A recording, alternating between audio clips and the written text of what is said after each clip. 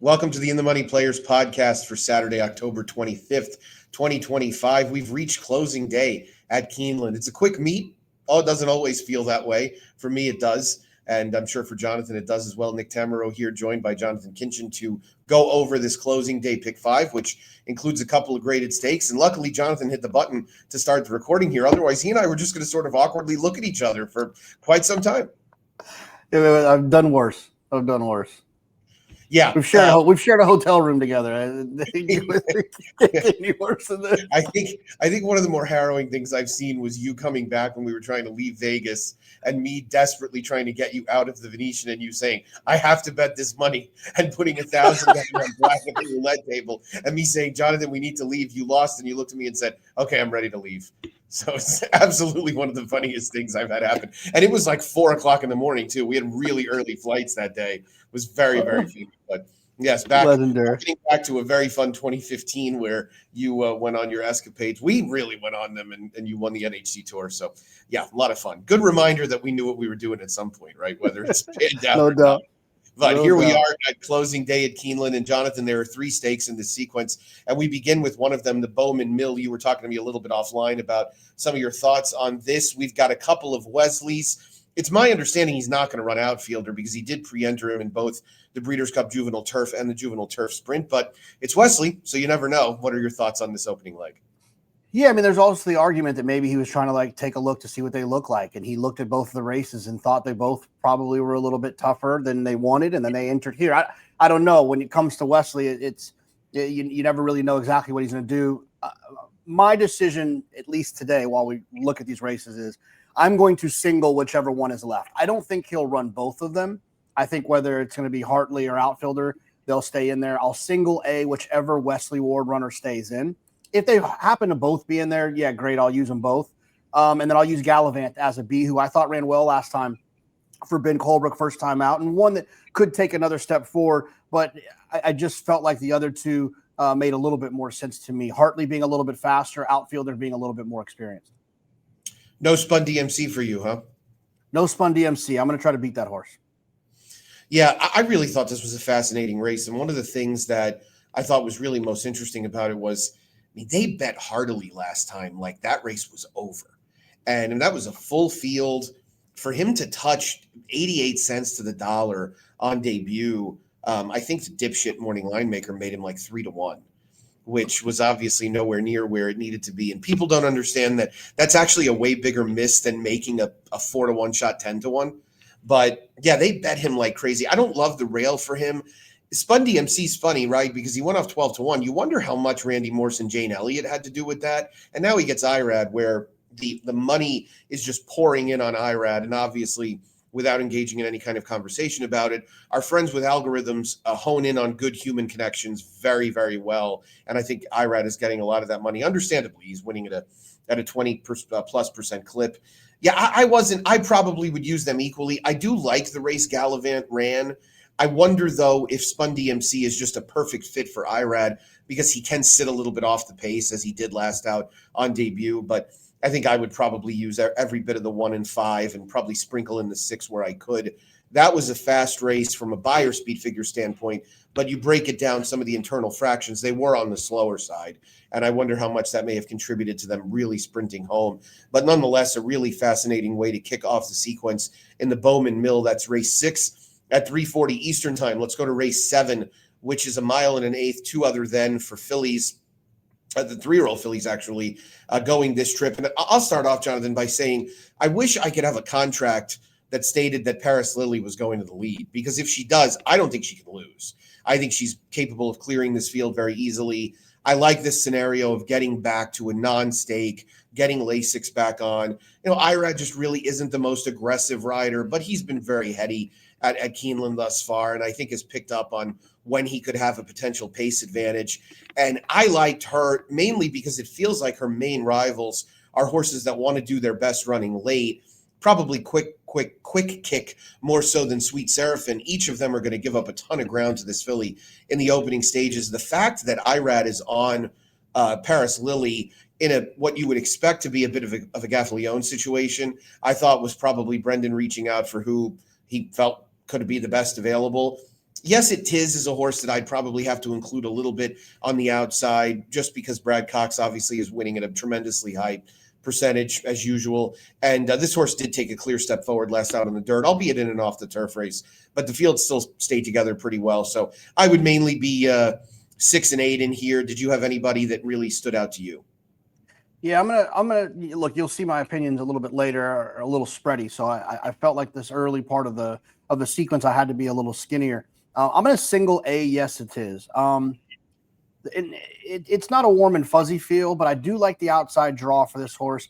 I do feel like maybe last time the horse probably got caught off guard a little bit. You know, Brad Cox runners typically show a little bit more speed, and they finally found maybe this one wants to be on the dirt. I think it's more because I don't necessarily trust Paris Lily off the break.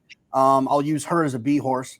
And then the 2, Narazuri, I want to use. I don't know if this is a private purchase. I'm assuming private purchase when you switch like this off of a nice race to Mark Casse. Horse could improve. Ran well last time, but it didn't come out of nowhere when defeated by Hall and Ice. Ran well 3 races back too. Got a nice figure, so I'll use that one as a B. I've always wanted to fall in love with Quick Kick, but she just continuously lets me down. So I'll go single A with the 8, and I'll use the 2-6 as Bs. Yeah, I think that makes plenty of sense. No real argument from me. It is a Lasix on situation as well for Quick Kick, who's running in a non-stake for the first time since she broke her maiden back in September of 2024 at Saratoga. So obviously our mutual friend Tom Amos looking to get the job done there. This is a private purchase on Narazuri, who now goes to the care of Mark Casse, and obviously a filly with a little bit of ability, I would say. And you wonder if maybe Irad's plan, if he doesn't put Paris Lily on the lead, might be to stalk Narazuri, because she actually makes sense. I remember a day and age in this game when horses stretching out in distance showed speed pretty regularly. I wish it happened a little bit more, but nobody wants to hear me whine about that for the umpteenth time. Either way, speed figure-wise, she's quick enough to win this race, so she's dangerous as well. So, yeah, I thought this was a fun race and a good segue into a couple of graded stakes that begin in race 8 with the Bryan Station going a mile on turf. This is a grade 3. And a big field, full field came together. A grade 1 winner last out in troubleshooting. We'll see if he can reproduce that form. I made him 6-1 on the morning line. I made what I would consider to be about as tepid a favorite as you can get in the 9 Giacoso at 9-2. Hard for me to believe that Ben Curtis and Keith DeZormo are going to be favored in a race with these kind of names in it. However, this horse has been the most consistent of anybody in here of late. Won the grade 2 Secretariat and came back with a really good effort in the Gun Runner before getting caught late. He ran the best race that day, the way that race unfolded. Where did you land in this Bryan Station? Yeah, I mean, it just feels like the 12. How we pronounce that? Salami? So yeah, I think it's I've always said Salamis, but I okay, let's go Salami. Yeah, I don't know. I was just guessing. I think for me the value of this race is beating Salami, Salamis, and Final Gambit.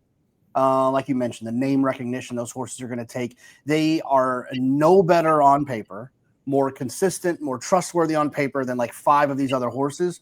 So this is one of those situations where I don't necessarily hate them. I just know they're going to be too short of a price. I'm going to use the 3, 4, 9, and 11 as A's, 8 and 10 as B's.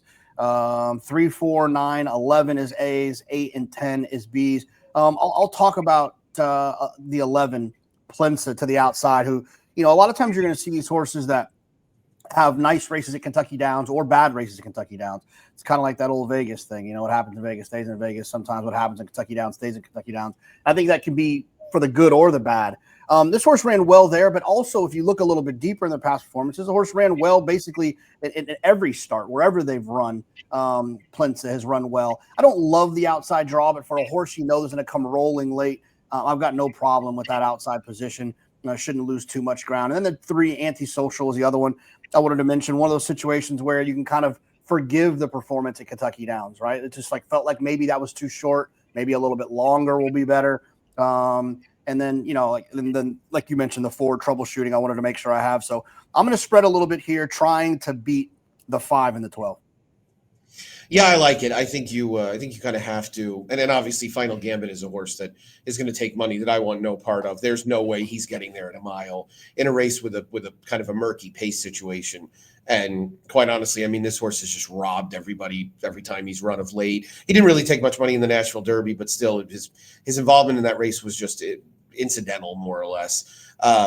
The horses that I thought were interesting in here that were going to be prices, you touched on one of them as an A you're going to use. The 3 Antisocial, I would encourage people in watching that replay back at the Secretariat, when they dropped the rail on the turf course at Colonial, they hadn't run it 0 all meet. They dropped it to 0 that week. The inner portion of it where they ran the Secretariat was very inside favoring. You all the winners on Arlington Million Day rode the rail. Literally every single one that ran on the inner turf, which included Giacoso, who got a clean run through on the inside. Great ride by Ben Curtis. Antisocial and Simulate were the 2 horses that made late outside moves. The difference was that Simulate saved ground up until about the 5/16 pole and then angled out, whereas Antisocial was wide the whole way. So I kind of liked Antisocial last out in the Franklin Simpson. Ultimately, I don't think he's a sprinter. And I do think Joel may have given him a little bit too much to do. I think this is a really interesting spot because what Luis is going to do is latch this horse onto whoever gets the lead. And if nobody wants it, he's going to go take it. So I think he's very dangerous at what should be a good price. I don't really want to completely discount Golden Afternoon, who's one door to the inside, who I thought ran very well in the Franklin Simpson also, and was a lot more involved in that pace clearly than the winner was, and still really stayed there fighting all the way to the end. I like Simulate also. I don't want to pay the tax of getting IRAD on because I think this horse is going to get bet maybe a little bit more than he deserves. I'm also somewhat unsure just how good he is, but I'm with you on excluding a horse like Salamis. I'm going to take a more critical approach of Plensa as well, though we do want to shout out our friends at Mill Ridge Farm who are having a pretty unbelievable season again with regards to Oscar Performance. They have Plensa in this spot. Hopefully they got down on him last out at 22-1. That certainly provided a great opportunity. And they have Plensa in here and one other, I believe. Pete sent me a note and he said test score, but test score is not in this race. So I don't know who exactly he was referring to, but nonetheless, they have Plensa, and head over to the Mill Ridge Farm website for a little bit more information on Oscar Performance and other horses that they have in the mix there. So yeah, a race I'm going to kind of throw a blanket over. I think it's hard to have a real strong opinion. I think you want to be fooling around with some price horses. Mine mainly are the 2 and 3, who I think will be forwardly placed. And we've seen some of these late autumn turf courses at Keeneland get very speed favoring, and I'm kind of banking on that in this Bryan Station. Let's go to race 9, the Fayet, at 1 1/8 on the main track. A pretty competitive group here, I think, top to bottom. Though I will say, and I was a little surprised, and when you make a morning line a week out like I have to at Keeneland, you think you're, of course, anticipating everything properly. And I saw somebody say that Gosger headlined the Fayet, and I thought to myself, well, how is Gosger going to be a shorter price than Bracket Buster? Bracket Buster ran second in the Travers, came back and won a pretty good edition of the Oklahoma Derby by open lengths at 2-5, though I guess Gosger's exploits as a runner-up behind Journalism twice certainly earned him plenty of attention. This is a tough race, Jonathan. I like Bracket Buster. I think he's gotten to another level. I think Vicky Oliver is an underrated trainer. I know her win percentages don't really bear that out, but we've seen her have some good horses over the years, including Trademark, who performed well in this race. And he'll get the right kind of setup sitting behind some of the pace players in here, like Dragoon Guard, Prince of Power, perhaps, and even Dilger, who'll want to be a little bit forwardly placed. So I'm going to definitely make sure I include Bracket Buster as a primary type runner. And I'm going to use Hit Show as well, who gets IRAD on. Again, I don't really love that I'm going to get a shorter price because of that. But this is a horse that's run well at Keeneland on multiple occasions, won this race last year, and really looks like he's going to get a lot of pace to run at. So mainly 3 and 11 for me in the Fayet. Where are you headed? Yeah, it's an interesting exercise in your thankless job of morning line making. Is that it's not going to be the past performances and who you think is going to win, who's going to end up favored here. It's going to be which one carries more weight. Is it going to be Gosker's almost Preakness that people kind of fall in love with, or is it going to be Bracket Buster's, surprising 360. second in the Travers? Yeah, it's going to be, that to me, that's what it's going to come down to. And I think Bracket Buster did enter in. Did he pre-entered? I think in the Breeders' Cup. But I know he's going to run here, but I think he pre-entered. Or did he not even pre-enter? I don't think they in the dirt pre-entered. mile? No, Okay. I don't think I know so. they were pointing. I know they were pointing for a while. Yeah, I mean, this is a spot where I wish that I could be. Look, the 3 and the 10 I have to have because they could just jump up and win. They could be. I think that these are This is a respectable spot for horses that you could make an argument could be running in another race in the Breeders' Cup. They could run in the dirt mile. I don't think anyone would be like, "Oh, that's stupid. Goskar's running on the dirt mile." He'd be a big price, but same with Bracket Buster. But for me, I feel like there's some other ones in here that are going to be a little bit ignored, and I think you might be able to get some value on a horse like the 5 Moonlight, who ran really well last time. Rattle and Roll, who on his best day can jump up and run a big race. I mean, I don't think anyone would be shocked if Rattle and Roll came rolling down the middle of the track at 19-1 or 12-1, 19-1 or 12-1 and wins. Like, I don't think anyone really would be shocked by that. He's very inconsistent. Dragoon Guard has had big races throughout his career. He's one that I think is interesting. And then Hit Show, the circumstances work itself out. Hit Show's, been one of the best horses in the world from time to time. So I'm going to spread here 3, 5, 6, 9, 10, 11, all as A's. I can't separate them. My hope is that if I can get to this point, I can take a deep breath here, hope for a price, and then move on.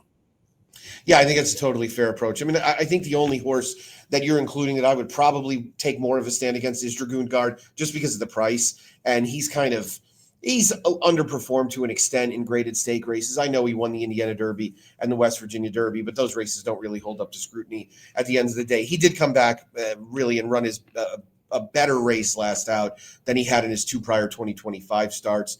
We'll see how much heat he takes early and if Florent is inclined to take him back a little bit if there's some speed to his inside. But it is a very fun edition of the Fayet, the final graded stake of this Keeneland Fall meet that ends on Saturday. Well, there's going to be one race that ends the Keeneland Fall meet, and it's going to be a 9 furlong turf race for 2-year-olds, where I think contention runs pretty deep again. How are we going to close this thing out, my friend? Yeah, I mean, I'm going to use the 2 Brendan Walsh runners. I mean, it's a small sample size, right? But 2-year-old first-time starters on the turf at Keeneland, he's 3 for 11, 25%. I mean, 27%. I think that he has them ready to run when they show up at Keeneland. So I'm going to use both of those. I don't want to get beat by them. My top choice in here would be the 12 Epic Horsepower, drawn outside. Ran 3rd, beaten 7 at Kentucky Downs. What we talked about, you can forgive that. The horse was bet that day. Those big full fields. When horses take money there's obviously something there. And there's been 2 horses that have come back and won, so the race actually was pretty good. That goes a long way. The one interesting horse in here, at least I don't want to say interesting, but look, the truth of the matter is I own a podcast network, so I can say whatever I want. If I pick a Danny Gargan horse, I really like the horse. I think the 6 ran really, really well at Saratoga, considering trying to close into a slow pace. And if that horse creeps up to the number you have here, Nick, that would be a really nice horse I'd like to have on there.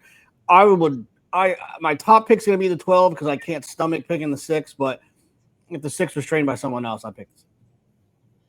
Yeah, Gargan's 6 horses at this meet. And granted, every race is an individual event. They've gone off 14-1, 5-1, 8-1, 9-1, 5-1, and 32-1. So I think that probably contributed to an extent. I'm surprised, but the Saratoga maiden form, it seems like the public, the betting public, is pretty astute with it. So I'm intrigued to see. I agree. I like this horse as well. I really thought the setup was squarely against him. I was a little surprised Danny debuted this horse on turf because it's really a dirt family on the dam side, and it's an Uncle Mo. Obviously, they can run on anything. Maybe the horse is a little bit more long-winded, and ultimately he gets him back to the dirt. I don't know. With that said, I thought both of the Walshes made perfect sense. I wish Epic Horsepower had a better post, but, you can't have your cake and eat it too. And I suppose when you juxtapose horses like Leverage and Triton, I probably should have them a little bit closer in price, but Leverage did take a lot of money last time out, albeit at Laurel, and did take a lot of money at Kentucky Downs 2 starts back as well. So I'm a little all over the place. But the better pedigree of the 2 and the fact that Tyler is on the 4, I thought maybe made a little bit of a difference. But again, I wouldn't spend a whole lot of time separating them. And this horse, Wargamer, has a full sibling named Apples and Bananas, that was Group 1 placed as a 2-year-old for Joey O'Brien, actually won 3 stakes races in a row and then ran in the Saudi Derby, moving to dirt. So there's real pedigree power there. And I don't think that Brendan is reaching out to Flavien Prat to leg him up on a horse that can't run either. The pedigree on the runner on the outside, Surfer's Joy, not quite as great, but it is a Kitten's Joy. So there's plenty to like there. I agree with you. I mean, I probably have a couple of spots along the way where I can use a few horses to get to a point where I can use more. We would be remiss in not mentioning the one Chambersville, who actually is also entered in a race today at Aqueduct. I believe he's on the AE list, though, so he more than likely will end up going here. He's the first AE in, so horse is able to Belmont, there's always a chance, but he's drawn well on the inside, gets IRAD off a narrow miss last out at Aqueduct. So clearly a horse that deserves plenty of respect also in a pretty difficult way to finish it out. So I'm sure some combination for the two of us of 1, 4, 6, 11, and 12 to try and get us to the end of this really fun final card pick 5 sequence. And there it is. That's it.